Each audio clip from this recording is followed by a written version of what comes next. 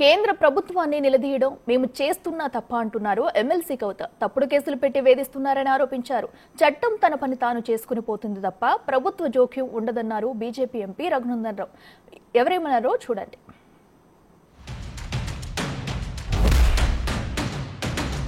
ఎందుకైతేనే case ఇవ్వాలా? కేంద్రంలో ఎదిరించి మాట్లాడితే కేసు. అవో చైనా వాడు బార్డర్ లోపలికి వచ్చిండు, మరి చూసుకొని జరా అంటే కేసు. మరి ప్రజలకు మంచి జరుగుతలేదంటే కేసు.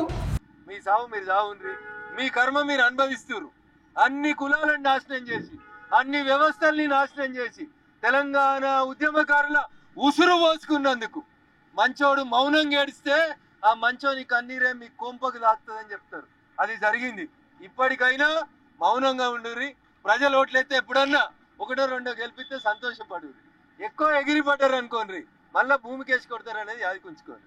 భారతీయ జనతా పార్టీ జోలికి, నరేంద్ర మోడీ గారి ప్రభుత్వం జోలికి వస్తే మేము మొదటి నుంచి కూడా నేను కూడా నీకంటే ఎక్కువ జై తెలంగాణ అన్నోని చెల్లె. ఈటికా జవాబ్ పత్తర్ సే జరూర్ ఆప్కు మిల్